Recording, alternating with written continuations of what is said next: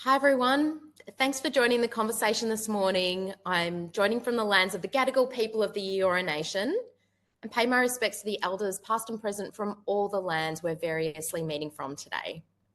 Wouldn't it be nice if this were an actual fireside chat on this very chilly morning? But it's probably more convenient for us all and everyone dialing in to be just starting for 30 minutes. So sit back and stay warm and enjoy the conversation. My co-founder here, Victoria, and I are thrilled to be here with you and the wonderful team from STADA, Gina James, People and Culture Business Partner for Australia and New Zealand. Hi, Gina. Hi, Steph. Hi, Victoria. Hi, everyone. And Nigel Crowe, General Manager for Australia and New Zealand for STADA. Hi, Nigel. Hey, guys. Can you tell us a little bit about STADA? Yes, certainly. STADA is a healthcare and pharmaceutical company that started in Europe. It's quite a large company in Europe covering prescription medicines, OTC, generics. Locally, we've been in the market for about 8 years with a focus heavily in specialty care and in Parkinson's disease. But over the past couple of years or past short-term future, we've been looking to grow that side of the business as well as the OTC side of our business. That, of course, has led to some growing pains as our company starts to accelerate. And through that, we started working with Beamible to help us navigate that in regard to employee engagement and satisfaction. Fantastic. Thank you so much. And I'll get into the questions in just a second. But for those of you not familiar with Beamible, we provide expertise and programs to help organisations improve workloads, productivity and engagement with their teams. And our tools make it easy for leaders to get visibility into what their people do in terms of work and where they spend their time. And we use analytics to uncover those operational efficiencies. So you can think of us as a digital time and motion study, if you like, and an org design planning tool. If you have any questions throughout, you can just use the Q&A feature here, and we'll hope to leave plenty of time to answer those questions within this chat, or if not, to come back to you afterwards. So let's get started. And Gina, I'd love to ask you the first question.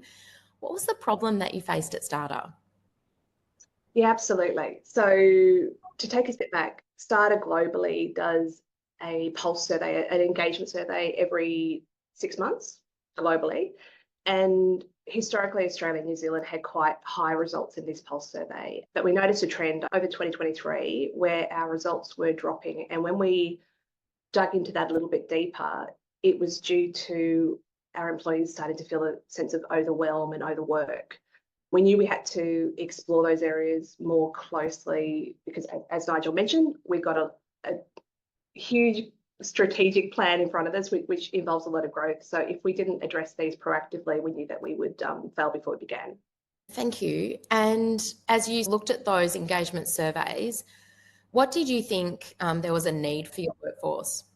Absolutely. So we knew we had some very talented people within our team. We knew that there was an opportunity for streamlining our processes and some of our procedures ahead of this growth because we were being asked to do some new things. We had to do some new things as part of this growth opportunity. So we knew we had to respond to this proactively and I guess objectively as well, make sure that the work that we were doing wasn't being done by 2 or 3 people in different ways. There was efficiencies around it. So I guess what I'm saying there is we needed role clarity for our existing team and also an understanding of what the future need would be. We needed to make sure that the team had the capability to do what we were asking them to do. And so we needed to have an oversight about where the work was being done and how long it was taking them. And short of doing a Excel spreadsheet capturing this data, we knew that we had to capture it in a really objective way, which is why I went out to the market to seek some solutions there.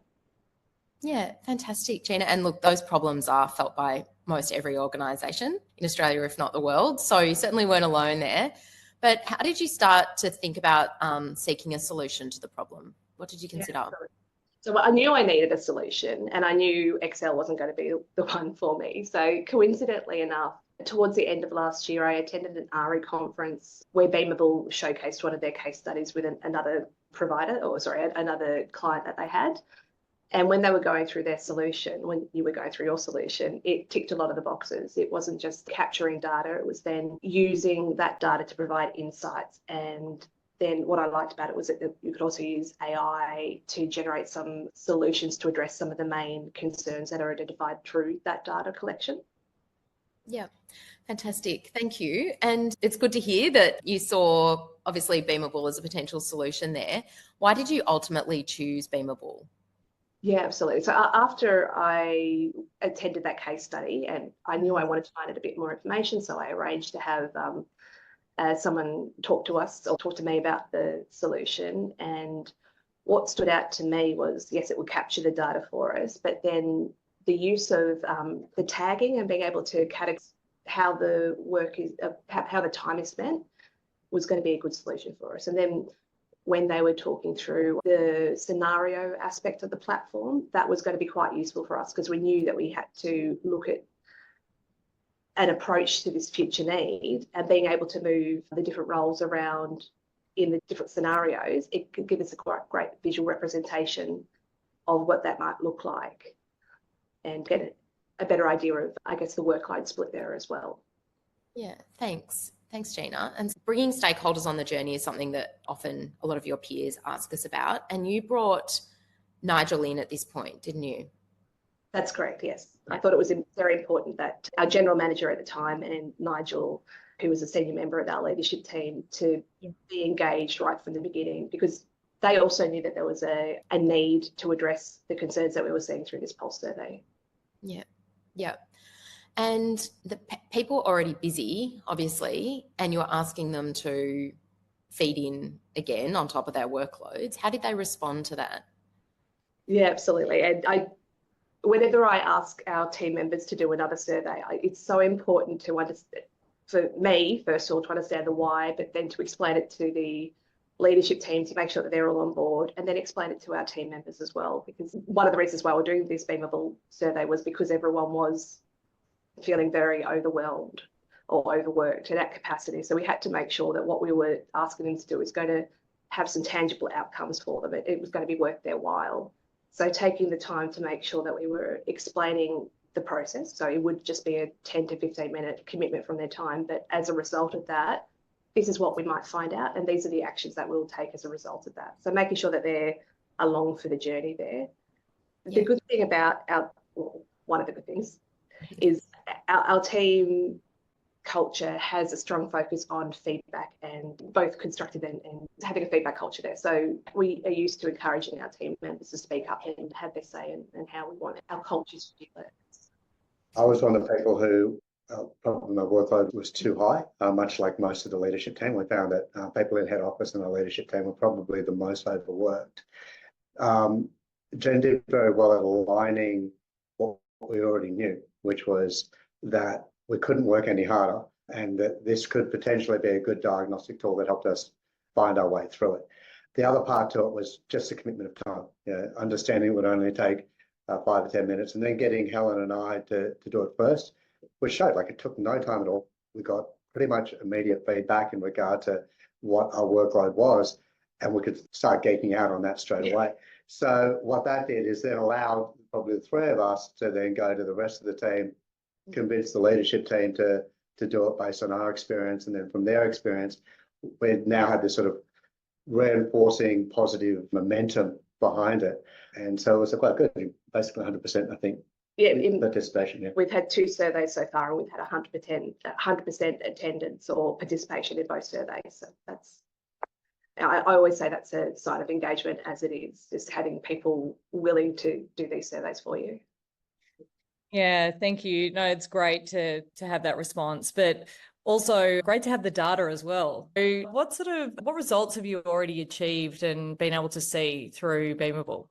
Quite a lot. And I think that was the pleasantly surprising thing about Beamible. We started working with Beamible less than 9 months ago. And so we've already actually achieved quite a bit, and in different areas. So one, we knew that we're overworked. What we could very clearly see was where there were problems with our processes and systems, where there were problems potentially with capability, and where there were problems with people's focus, and where there were actually spending their time, which meant we could address those things, each one of them as required. And it was different team to team. Some teams had a skew towards one thing over another, but it allowed us to actually take a really clear approach to that and start shifting things.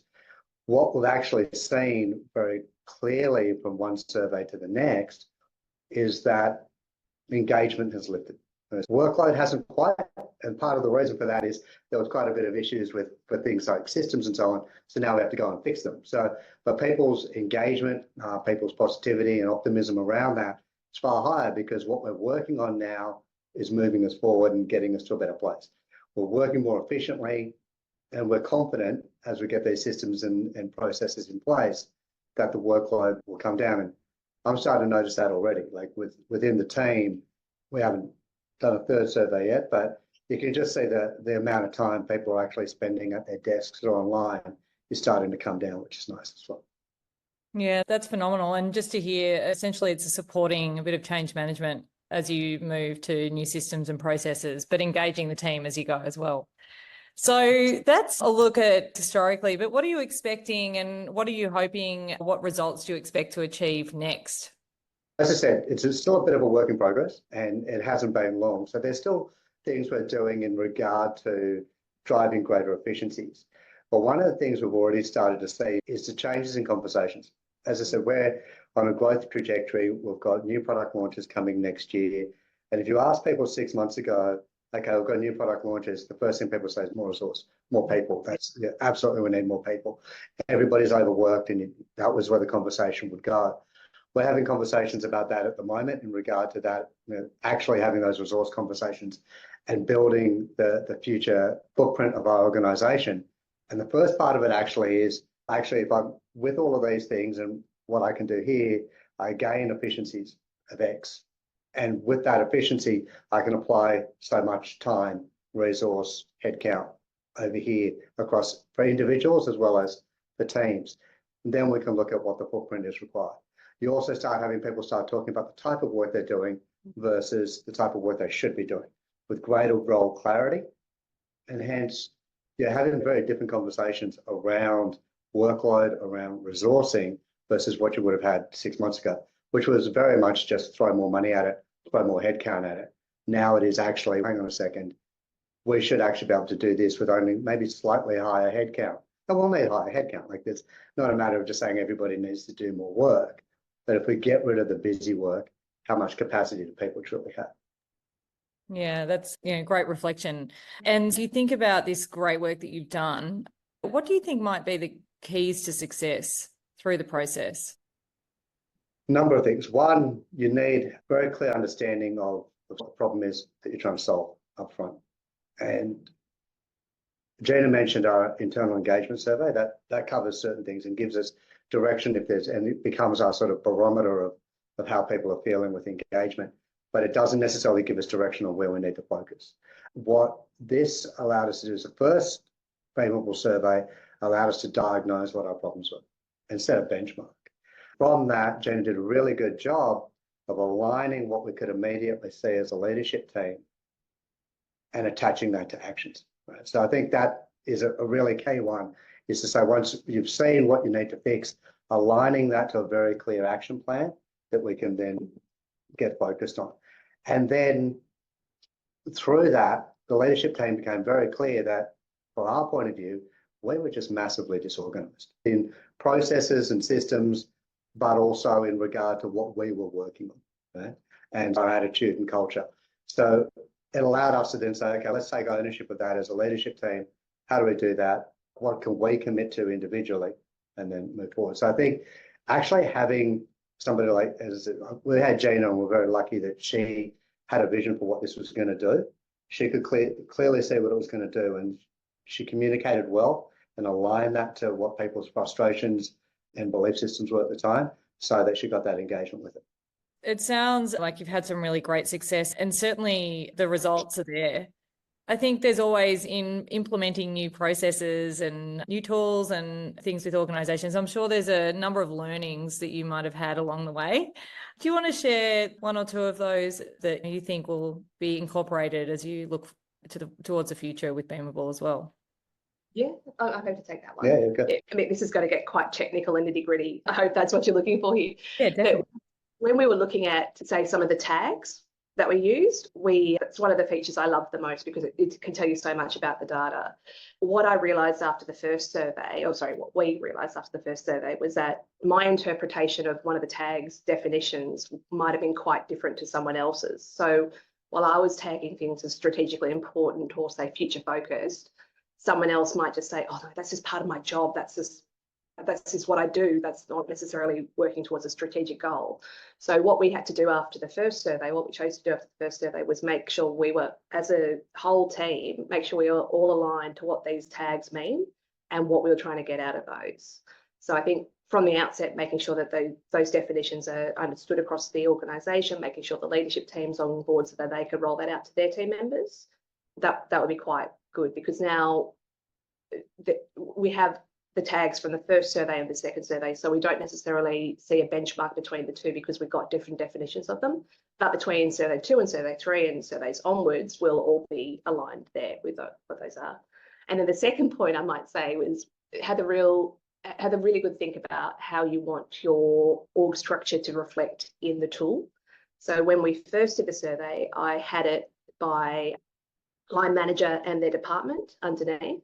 But what we found was that it would probably be more useful to us to compare like for. So for instance, Nigel's got a large team that he works with. Some are in the field, some are in the office. And comparing, say, a medical science liaison versus a culture and people business partner, it's not like for. So we ended up changing our structure. So we had our office-based staff versus our medical staff versus our sales staff versus our nursing staff.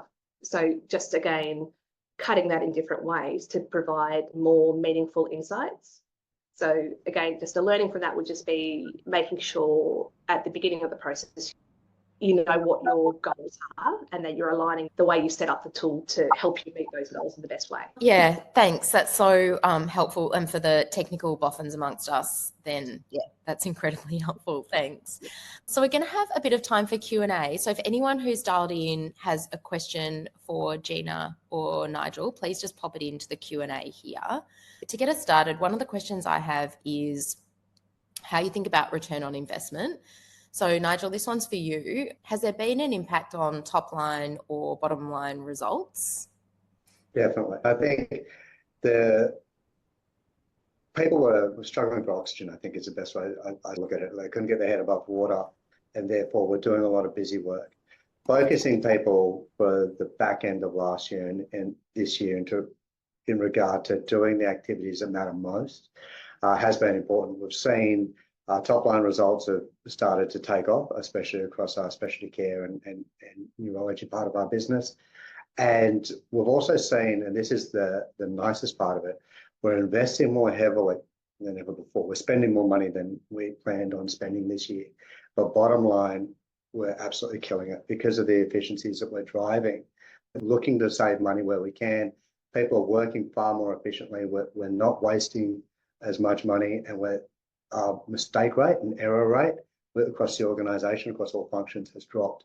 So therefore, we're actually seeing a big top line and bottom line impact from this, even though we're actually investing more than we actually planned to do. It's amazing. And I think seeing that breakthrough to drive your growth is really something that people would love to hear more about. One of the insights that came out of your Beamible work between the first and the second was that future focused work increased from 10% up to 41%.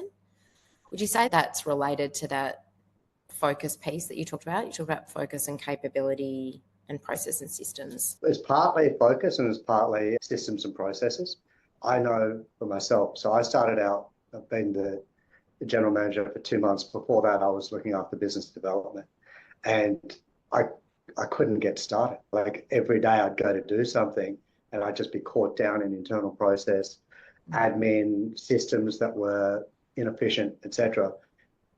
And actually getting some of that stuff sorted, understanding what I needed to do and getting a greater ability to move through that work actually allowed me to go and start doing the kind of things that lead to new business opportunities, etc. It's a little bit of focus. Yeah, you turn around and say, stop doing the busy work, truly turn around and choose what you will and won't do each day, because there's only so many hours in the day. But also having that work on our systems and our processes and fixing those up. And that's why I said a lot of us are still quite busy, but more engaged, because a lot of my work for the past few months has been getting rid of my hurdles, right? Getting rid of the things that are anchoring me and not allowing me to work, and therefore giving myself space to actually do the kind of work that matters. Yeah, and it feels that's really building a capability within to be able to identify that low value work and look at ways to stop, reduce, or even automate, it sounds like, with the systems. Is that something that you think you've done across the business? Do you think that other leaders are experience that improvement in capability? I think so. I think the interesting part to it is, for us, actually, I'll take a step back and take a slight tangent, and I'll come back to answering this. And the reason, the tangent that I've noticed, is there was also a culture piece in this. Our head office staff and our leadership team, we just seemed to be a whole bunch of people who would take responsibility for getting work done. And if there was work to get done, they wouldn't complain. They'd roll their sleeves up and get into it. And there was a certain amount of pride in that, but that meant that they weren't necessarily taking care of themselves in regard to taking a step back. And I'll put my hand up and say that I was one of those people. I know Gina has been one of those people. And so we actually had to do a bit of a culture piece as well as a leadership team, to say what are the behaviours that we accept and what are the behaviours that we promote. Because if we act like that, then everybody in the company is going to act like that. Yeah. So it became really important for our leadership team to not only start focusing on getting those efficiencies, but be quite loud about it.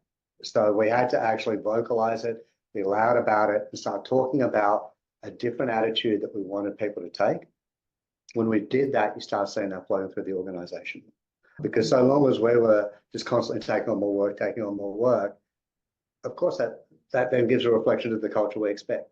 So we had to stop doing that and learn from what Beamible had taught us, do a little bit of time looking in the mirror and actually decide what kind of leaders we wanted to be. Yeah. I love that. Thanks so much. One of the questions that does come up is, do people respond truthfully when you ask them about the work they do, how long it takes them, and so on? It was great that you had 100% completion rates, and we do see really high completion rates. It seems like people across the board are feeling frustrated about perhaps their workloads or the busy work or have you, and want to have a voice in that. But can you tell us a little bit, what was your perspective on whether people responded truthfully and therefore how valid the data was? Yeah, absolutely. I'll take that one. Yeah. So as I mentioned before, we pulse our employees quite frequently on their engagement. We also run focus groups. We also encourage continuous feedback as part of our culture here. So our team are used to providing feedback, and the key part is making sure that their feedback is heard, understood, and acted on, like where appropriate, of course. But so being able to give the team another avenue to provide this feedback, I think, is seen as a benefit to them, that they've got this avenue that they can provide this really objective and clear feedback that provides us insights to help us help them and helps us change the culture at STADA. So I haven't had any concerns about the quality of the feedback received. But what's great is that the feedback comes back to me in team view, so I can talk to the different line managers about their team, and if they see anything that seems slightly out of the ordinary. So as an example, we had a team where some of the tagging was quite different, and the line manager would say, okay, let's have a chat to this individual about what they were thinking when they rated in this way. And then that led to a whole other conversation about some of the things that they were working with.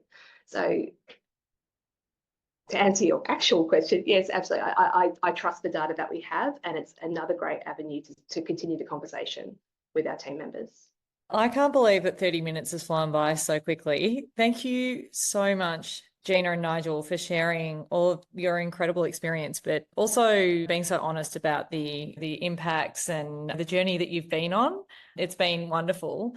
And so for everyone joining, if you'd of course, like to explore how you might like to identify operational efficiencies to address workload challenges and improve business performance, then Steph and I would be more than happy to discuss it with you and show you how the tooling works as well. Here's a link to book a time, and we will also send you the case study with STADA by email.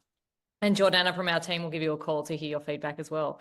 We definitely look forward to hearing your perspective, but thank you, Gina and Nigel and everyone for joining today. It's been a power 30 minutes and it's been great to hear from you as well. So thanks for your time and have a wonderful day, everyone.